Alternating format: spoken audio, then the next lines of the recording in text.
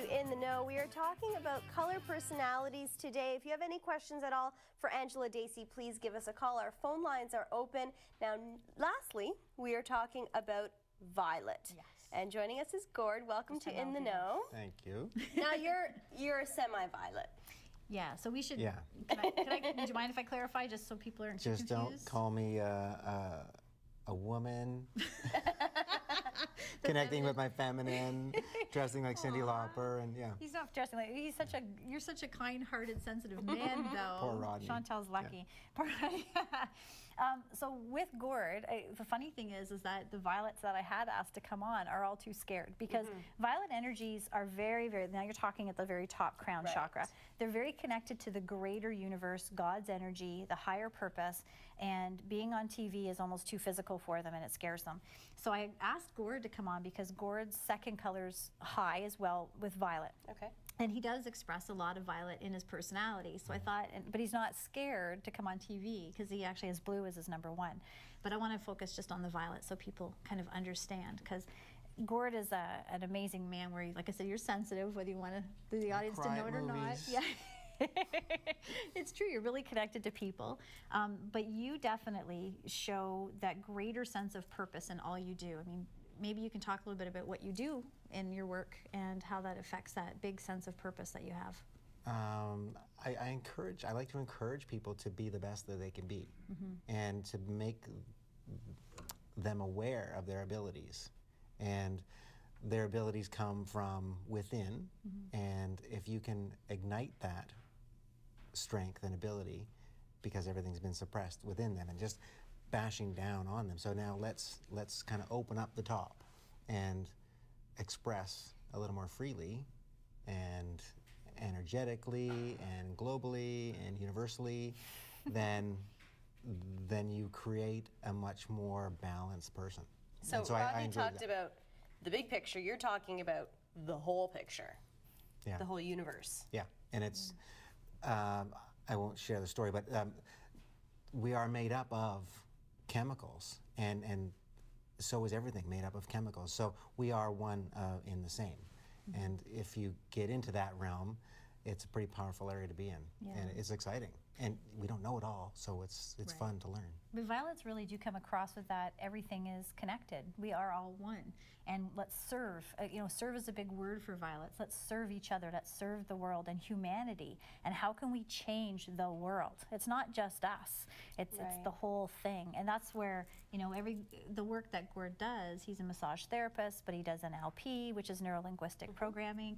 You know, you're on nutrition. He finds every way he can to help a person, like you said, be the best they can be. Yeah. Right? Now, let's jump for a second and say, how's conflict in your life? Because violets normally don't love conflict. It's too physical for them, and they like to run and escape to the top realm because it's more peaceful and loving up there. So how's conflict in your physical life? Negotiator too, right? Yeah. And so a mediator. I like to see all sides. Talk about seeing everything, right? So you see all sides. I don't like to confront or anything like that. So show me both sides and let me analyze it in my head a little bit before I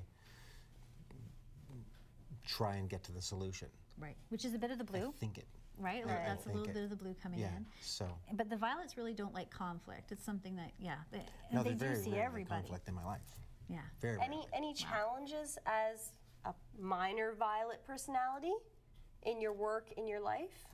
A little flighty at times, a little lacking in focus and inhibitions and those kinds of things. I can start a lot of things, I just can't seem to finish, you know? So I'm having to struggle, or not struggle, but having to work at that end of it. Okay. Yeah. So that's something that you've identified? Yeah, as long as you can identify it and work toward the end goal and the solution toward it, yeah. Okay, now Angela, would you say that violet and indigo are similar?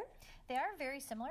The big difference is, again, indigos are internal. Okay, so think of that inner peace. That's what's my spirit saying. Where violets are, what's the greater spirit saying? It's more about God, Allah, omnipresent, where inner spirit is more indigo. Does that make sense? And the spiritual doesn't necessarily mean religious. No.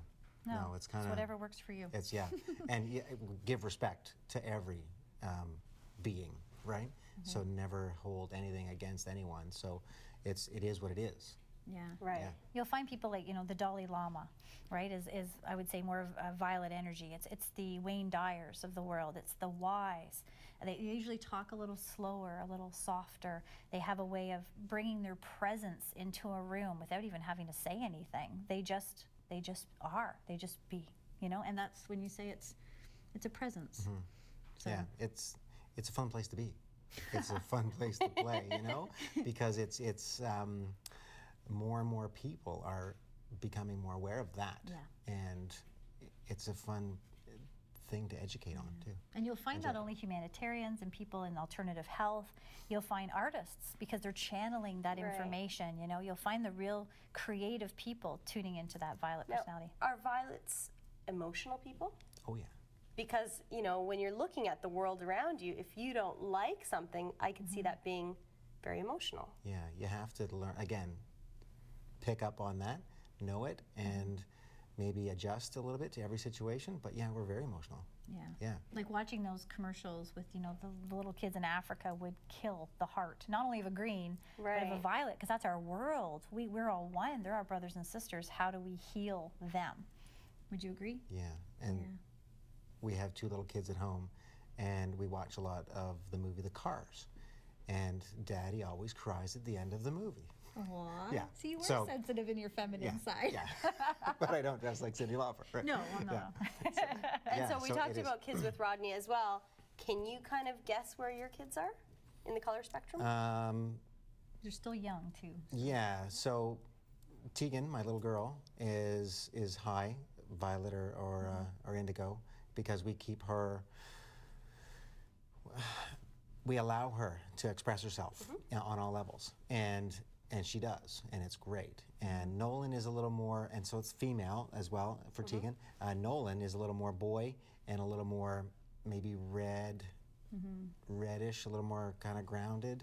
Yeah, which you will find with kids being young, kind of separating anyway into that. It's that age around, I think we discussed around 10, when you'll start to really see their true personalities coming out. All right.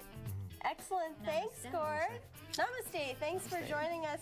Don't go anywhere. When we come back, Angela is telling me what my color personality is when we come back here on In the Know.